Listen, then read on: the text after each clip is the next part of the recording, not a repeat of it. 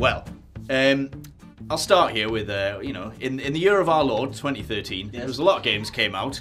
The Last of Us, Bioshock Infinite, the Tomb Raider reboot, Assassin's Creed Black Flag, but there was one called Ride to Hell Retribution 1%. There are no objective opinions except that Ride to Hell Retribution 1% is absolutely dreadful. But have you played it? No. Have you played it, Josh Brown? No. Well, playing Ride to Hell Retribution 1% is akin to a group of people sitting down and watching The Room or Ed Wood's Plan 9 from Outer Space, because it is so bad on every conceivable level.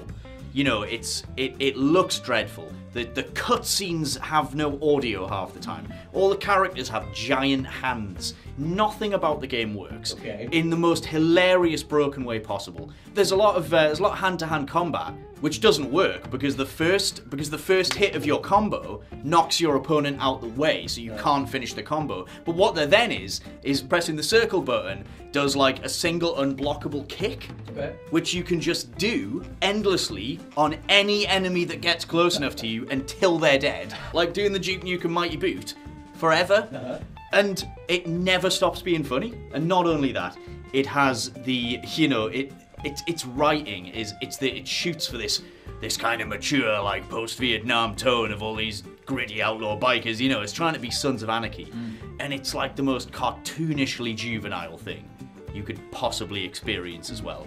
It's absolutely pathetic, and that's why Ride to Hell Retribution 1%, absolute must play for the sheer hilarity. Hey gang, Jules and the Beeve here, and today we are picking our terrible game that you must play to be God Hand for the PS2. Now seriously, this game, if you have already played it, you'll know isn't terrible by any stretch of the imagination. In fact, it is just, well, utterly insane. I mean, it is a fighting game in which you move between bouts using tank controls, and you can also just toe punk people square in the balls as a special move. It is something that I hold very dear to my heart, basically. But the problem is that IGN, in their glory and wisdom, no bans, peace and love, mates, we all make mistakes from time to time, they gave it 3 out of 10. They listed it as being a terrible game, and it's not. It's amazing. I mean, sure, some of the gameplay has aged about as well as sour milk, and yes, some of the characters are very annoying, but at the same time, this game is fun, distilled fun. It doesn't ever take itself too seriously. I mean, how can you when you're fighting luchador gorillas or giant overweight demons called Elvis? It is just pure madcap fun, and I urge you to at least check it out once on your short time on this mortal coil. That was a bit depressing, but still, it is definitely worth a recommendation, and you will agree that it is not terrible. Or maybe you'll agree with IGN and think it's terrible, but at least you all played it, so there we go, my job's done. Scott Tailford. Hi. What terrible game should you definitely play? It's got to be Dead Space 3, my friend. Now, the thing is, this is one of the most hated video games of all time. Yeah, it and is. for good reason. Dead Space 3's intro is single-handedly one of the worst things I've ever played. Seen, you can tell, was just a horribly, like, trend-chasing, algorithmically generated approach to a video game that would sell. It really doesn't work, but after that intro bit, which I'm sure the dev team over time themselves said they didn't really want to do anyway, after that you get this really cool bit where you're out in space, you're playing as Isaac Clarke, and you're in amongst all this debris because the ship that you're on gets blown apart, and there's this really cool idea where you're using this little ship to go between bigger ships and do little side missions and find out what's going on and do little bits of lore, and it's just like an almost open worldy style Dead Space, which apparently the dev team wanted to do more of if they were ever going to do a Dead Space 4, but that franchise obviously started selling worse over time, and 3 was the one that killed it. But there's some promise in that little bit, and obviously in Dead Space 3 they fully give into all the combat stuff, so they obviously that was one of the biggest problems people had with it, because it didn't feel like a horror game anymore. But in terms of the Gears of War-ness of how tight the controls are, and the fact that you have all the zero-G combat and you can just grab stuff and throw part of the environment at enemies, or rip off their arms and spear the other person with them, or or whatever.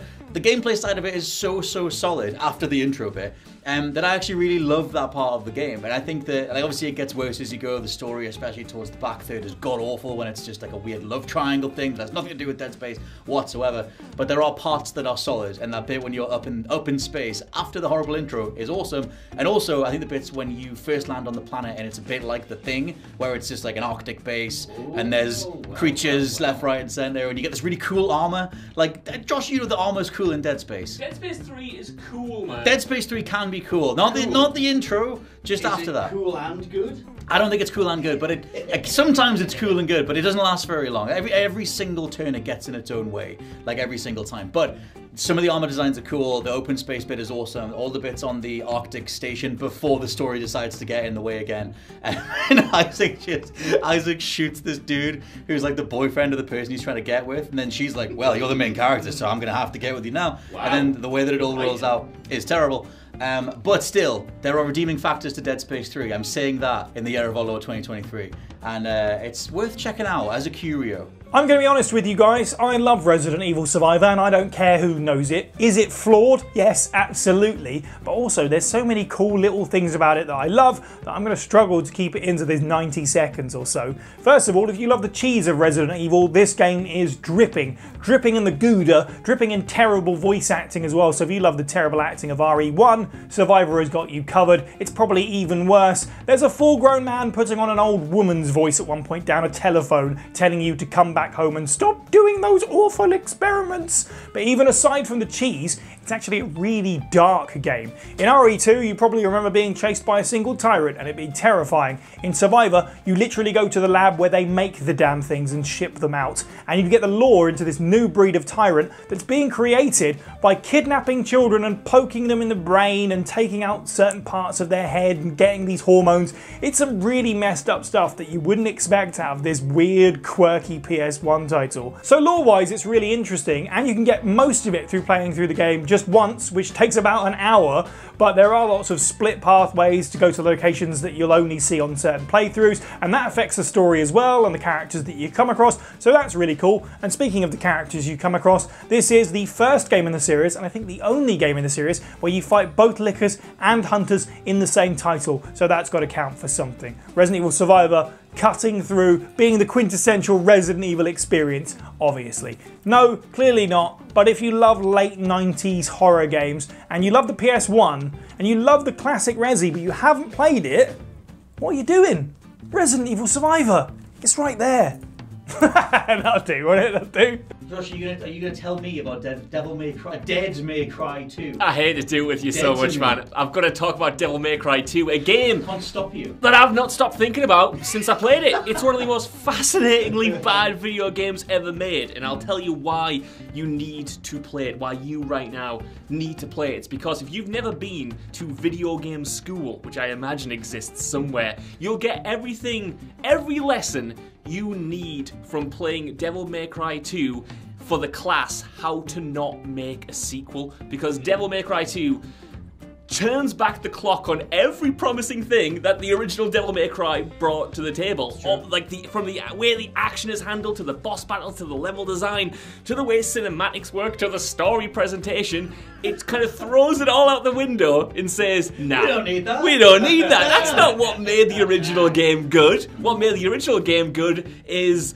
the most blandest levels you've ever seen. That are literally just deserted streets. You've got boring boss battles, which are incredibly easy. You've got to shift away from the melee combat to a focus on the guns, to the point where you can use Dante's twin pistols to pretty much get through any encounter in the entire game. It's incredibly short, it's a weird prequel. It just is fascinating at every step, and I love playing it because I need to know how they got there, how they looked at the first game and thought, how can we make this better? Because it makes you realize that buffoons run every industry in the entire world, and whoever was making those executive decisions clearly did not understand why Devil May Cry was a hit to begin with. Fortunately, it did mean that we eventually got Devil May Cry 3, which absolutely owns and put the franchise back on track, but it's just properly baffling. And I remember seeing, and hopefully, Joe, you can throw up this image, a picture from Devil May Cry 2's level where you're in this like bland city, and it looked so bland,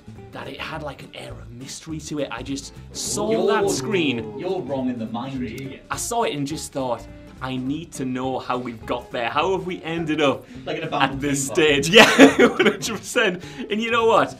Outside of all of that, outside of playing it just as a lesson, it's not too bad to play it. Oh, here he It's is. extremely boring, but it's a fine time. Like, it's not outrageously broken or anything like that. It's just 4 hours of bland stuff.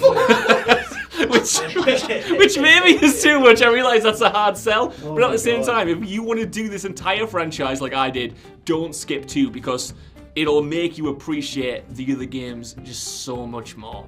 So my pick for terrible video game that you must play is Sonic the Hedgehog 2006. Now, I know what you might be thinking. This game has absolutely no redeeming qualities, and it was pretty much the downfall of Sonic. But I just want you to hear us out a little bit here. Sure, the gameplay is janky and the glitches and bugs present in the game are absolutely terrible, and I think you'll spend about 90% of your time looking at loading screens. But there is something about this game that I personally think is great. So let's just ignore the silver levels for just a second and focus on Sonic. These levels are pretty much like the spiritual successor to Sonic Adventure 2, which is my personal favourite Sonic game, and they feature classic Sonic platforming to awesome soundtracks and pretty good gameplay. Now you may be saying to yourself, Dan, you're asking me to overlook a hell of a lot of things here to play a more mediocre version of Sonic Adventure 2. And yeah, the bugs, the loading screens, silver sections are all terrible. But this is where Project 06 comes into play. So not too long ago, an absolute legend called Chaos X decided that Sonic 06 was actually an okay game. And he took it upon himself to recreate this game without all the jank. This person took an objectively terrible game and made it like genuinely great. So there's gameplay improvements, the loading screens are significantly reduced, less glitches, and the graphics are better. So if you're a Sonic fan and you wrote off Sonic 06 because let's face it, it is terrible, like, I urge you to play this version of the game because it's so much better and you're missing out not playing it, to be honest. And as someone who isn't a huge fan of like the boost mechanics of the new games, like, this scratches that Sonic Adventure itch. And if Sega aren't going to release Sonic Adventure 3, which let's face it, at this point it doesn't look likely, this is probably the closest we're going to get to a sequel. Please, Sega, release Sonic Adventure 3 for me, please.